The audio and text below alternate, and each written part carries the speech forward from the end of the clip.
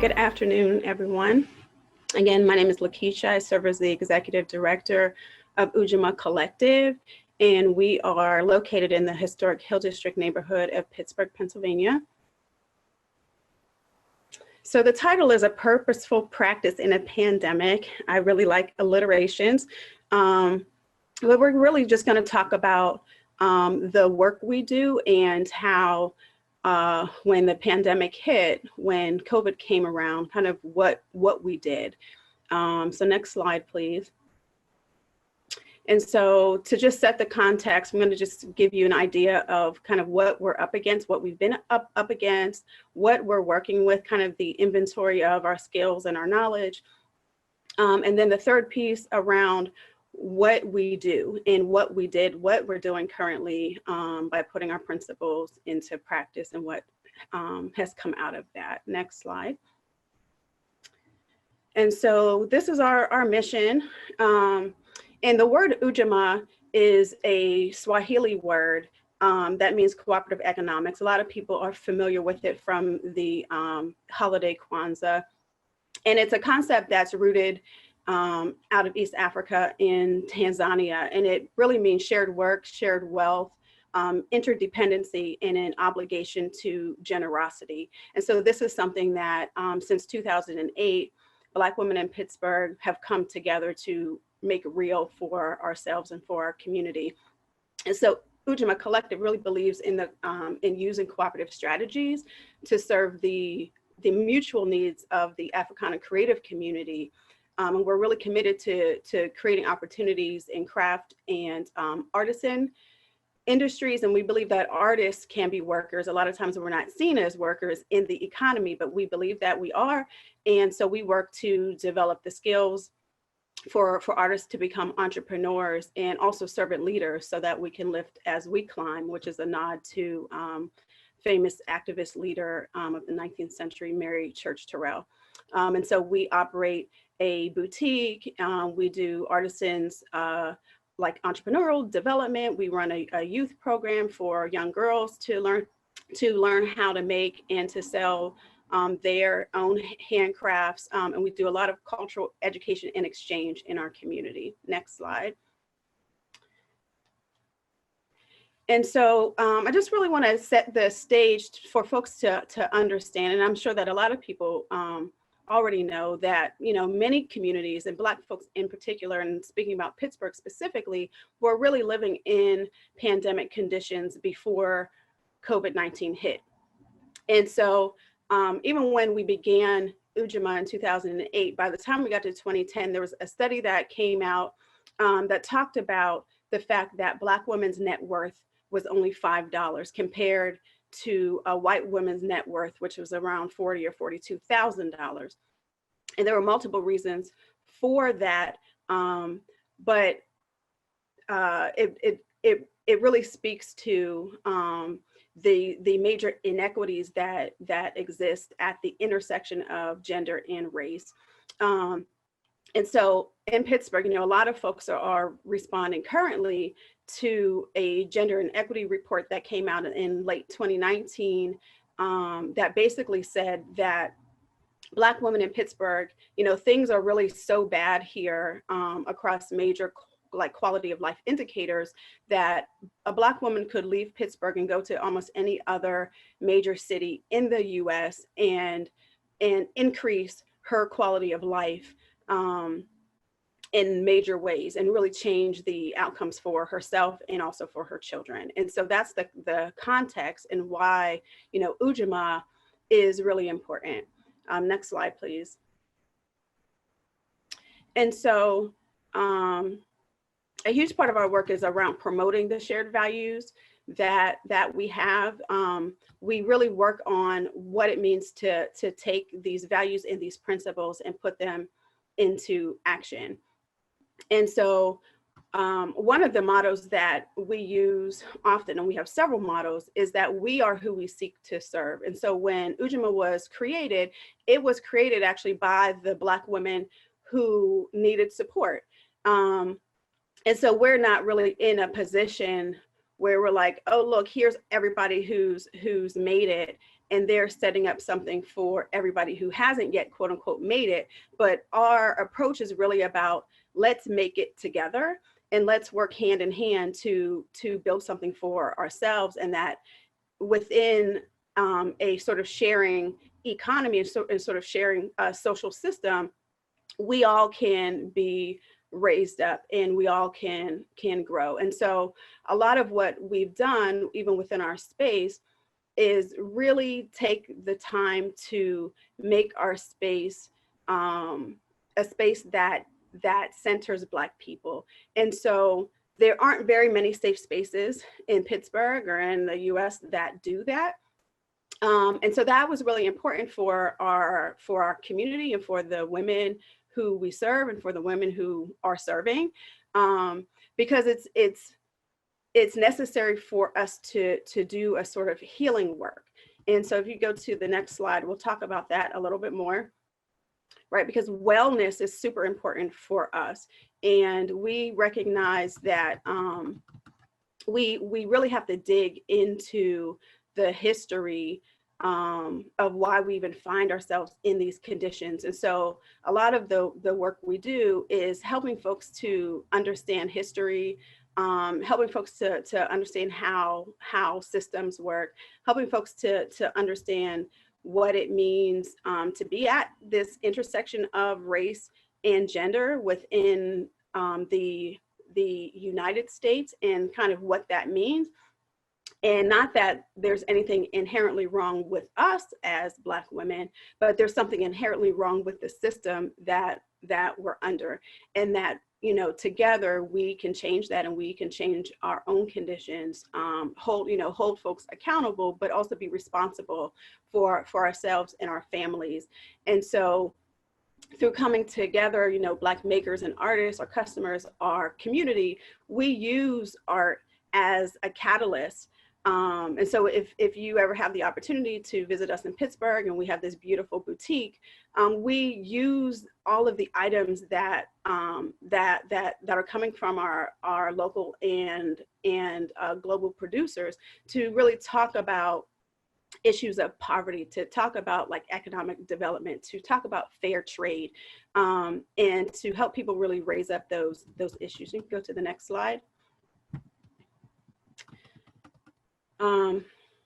And so when the pandemic hit, you know, it hit pretty hard. So our boutique was forced to be closed. And so we said, okay, how are we going to support our community of artists and makers, you know, and also recognizing that beyond just the artists and makers we serve, we also serve a community of people who come to us, not just as customers, but as friends, and as a place of like affirmation, as a safe space in a neighborhood that's really been historically divested from, and where people are really struggling in some very specific kinds of ways. And so we recognize that we played a very significant role. And so when this pandemic hit, my first concern was, you know, how do we continue to serve people in the way that we've been serving them? But also, you know, it was, you know, everybody needs these masks, right? And so there was this pressure, and folks started to ask us, knowing that we have seamstresses and all of these folks who can make things, you know, can Ujamaa step up and get these masks made for the community? And there were multiple endeavors across the city where people were coming together to do that. But the only issue was that, you know, folks were in a position to give that labor away, to give those products away. And in no way was I going, you know, I just did not feel comfortable asking Black women to give their labor away, because there is a long-standing history of Black women giving their labor away. And so that's not what I wanted to do. And I felt very uncomfortable about that. And so my thought was, how can we leverage the relationships and the support we do have to raise the funds to pay Black women a very fair rate during this time, right? Knowing that pressure is on for everybody, but how can we pay them to do what they do best, and then be generous in our value, right, to give those masks away. And so once we asked folks, that's what we began to do. The donations came in. You can go to the next slide there, and we've been able to raise about $15,000 in less than 45 days, and that came through some underwriting from some of our foundation partners, that came from lots of donations, and folks just really stepping up in our community. And so we've been able to give out about 1,600 masks, and we'll probably hit that number actually at the end of this month. And so we're just really excited about the opportunity to be able to step into that role. And then just moving forward, what we've been able to do is, really step deeper into our mission. For a while, I've been wanting to organize seamstresses specifically to do work, and we hadn't actually gotten there yet, but this pandemic actually allowed us to step into that role. And so it really has positioned us to be able to do more work in the future, now that these women are actually organized. And so we've been able to contract 12 women. All of the masks have filters. And so we actually, through the research of some friends in the city, found out that there was a reusable type of cloth grocery bag that's actually made from a material called polypropylene, and it is the same material that's used in surgical masks. And so we reclaimed all of these bags, washed them, and then the seamstresses have been using some of that material as filters in these masks. And then we're working with multiple partners in the Hill District to distribute them to folks who need them. And so we've just, with this pivot, it's just deepened our passion, the commitment to our values, and it's positioned us for growth, so that we can continue to create and support Black women makers, for more cooperative production, because, our biggest goal is really to develop a culture that focuses on shared wealth and shared work and shared wellness for our community, so that we can have dignified and relevant work, learning, and business opportunities. And so you can go to the next slide. This is one of my favorite quotes, because when I think about Black women and the ways that we've been treated for centuries in this country as really like workhorses, and the contributions that we've made, there's a hashtag that's been out for the past year or so called Cite Black Women. And so I feel like I want to start a new one called Pay Black Women. But they tried to bury us, and they didn't know that we were seeds. And so we're blossoming, we're sprouting, it's springtime, we're doing our thing. And so thank you. Thank you, LaKeisha, and thank you, everyone. I would encourage you to use the Q&A for this next portion, which is the questions for LaKeisha, and I would kick it off with a question around, LaKeisha, how do you see, or what are your recommendations around arts and healing during this period? I know it's been also, it's come up in the questions, and by the way, thank you, Sean, from Chicago Dance Makers. I'm happy you joined us. So it's been reinforced around the importance of arts, but can you talk a little bit about that intersection and how people, change makers, should think about arts in this uncertain? Yeah. I never imagined myself becoming a business owner, period, or just being involved in business. I went to school for journalism. I thought that I was going to be this anchor woman on my local TV station, and my life changed because of things that I ended up getting involved in, and had to become an activist out of need. And so that's been the sort of track that I've been on. But as an artist, art changed my life, and it saved my life. And so, I'm a firm believer that, and I'm sure that there's artists on the line who can testify to this, that, whatever traumas we hold, whatever experience that we've been through that have been negative, and that, are really blocking are blessings and become obstacles for us to move forward. All kinds of art heals, right? And so Ujamaa really believes in that, and so that's why we really feel like once we're able to get folks into a space, get their hands moving, get them making things, getting them moving, you know, body movement, right? There's something that happens in the brain where whatever those blockages are, those things kind of melt away, and you're able to speak more freely. You're able to even let things go. Like sometimes it's not even this tangible talking about the trauma per se, even though that part is definitely important, but there is a letting go of the energy blockages. And so I feel like art is huge for that. I don't know any folks who've done major healing work that has not incorporated any type of creative component, right? Whether that be writing or movement or making of any kind, you know, even gardening, that's an art. And so, you know, the earth is healing. So yeah, I mean, I think that's a really important question, and it's critical. I think that, you know, it's intrinsic to being human. Related to that, LaKeisha, there's a good question that came in from Sally. So what are your hopes, concerns about national in your community? You know, it could be anywhere from Pittsburgh or local or the national. Mm-hmm. Okay.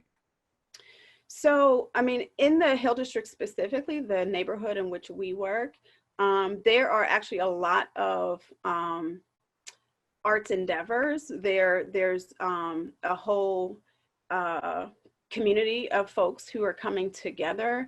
You know, a huge part of the Greater Hill District Master Plan speaks to arts and culture as a part of our neighborhood redevelopment. And actually the Hill District has a long history, which is why we chose to be in the Hill District doing this work. Is there's this long history of you know, Black arts and culture. And so we feel like we're standing on the foundation of that. And, you know, and even when you know, during this COVID pandemic, when, you know, now that we have to rely on social media, you know, folks are on TikTok, you know, I opened up a TikTok piece, like all you see actually is arts and culture, right? Putting smiles on people's faces. And it's very interesting because even, you know, along the line of race and culture, when you go on a platform like TikTok, what you see is predominantly Black cultural expression, right, being shared across all kinds of, you know, race, class, gender, whatever it is, right? Everybody gravitates to that. And from our perspective, right, we think that it's great and it's wonderful, but at the same time, right, that level of consumption also means that the folks who have created those art forms and created those different kinds of cultural expressions, right, those expressions get taken, and other people end up in a position of power to profit from those expressions. And so that's something that, you know, we talk about. We feel like it's a really important piece to consider.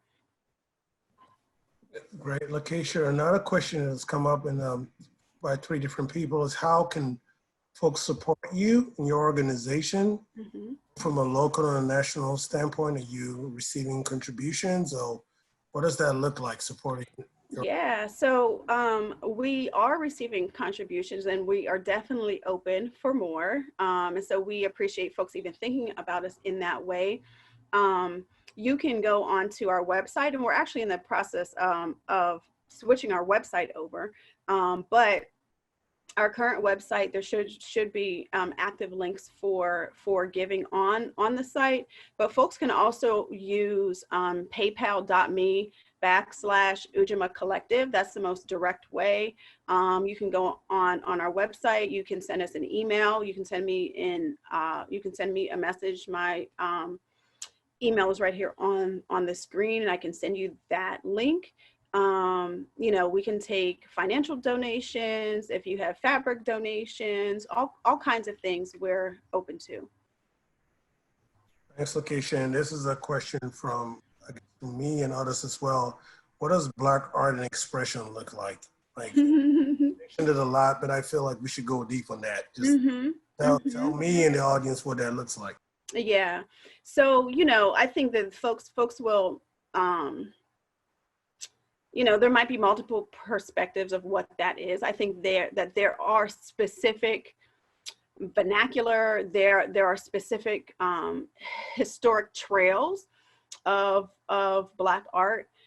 So like if we talk specifically about like music, right? Like we could go from like what were known as Negro spirituals, right? That became gospel, that became blues, that became jazz, that became hip hop, right? And then all of the segments and variations that blend off of that. But when we talk about Black art and culture, we're also just talking about, right, this huge community of people that have made all kinds of contributions to things that we have created from a sort of original standpoint, but also any expression to the public that we make and that has influence, right? And so that could even, you know, even if it's not an art form that we quote unquote created or originated, something like ballet, right? But those are new, there are new expressions, right, from Black ballerinas, right, who've historically been left out of that specific genre of performance, right? Who've had to really crash through that ceiling, right? Because there's Black girls even today, like young girls who are being told that they can't. So even if they're great at the actual art form, are told that they can't perform because they can't get their hair into a particularly slick bun, right? And all of these different things. And so, you know, so I think that there's intersections of how we can look at that.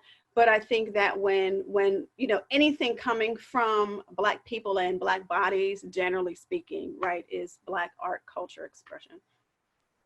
Thank you, LaKeisha. We have one last question. How would you suggest other organizations should work with Black artists in prioritizing the work that they do and providing both a structure as well as opening up more opportunities for them to get paid as artists of color? Mm-hmm.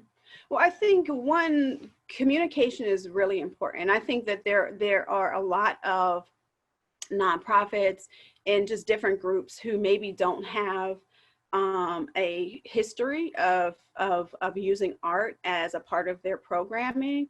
And I think it's really important that before you just say, oh, I'm going to have, you know, artists come into the mix or Black artists come into the mix to help serve within whatever your mission is. I think that it's important to think about the kind of infrastructure and the kind of culture that your workplace or that your particular agency you know, uses and operates on, right? Is it the kind of culture that can support artists?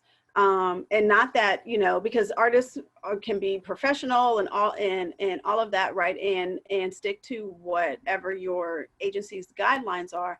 But I think it's really important to talk to the artists. It's important to think about the specific types of art genres that would work well with whatever your mission or like current activities are. But I think art is a huge part of doing any kind of work with people. And so I'm sure that there's different resources that folks can look up. There's actually, I can't think of their name off the top of my head, but there's actually a group that was founded by Black women.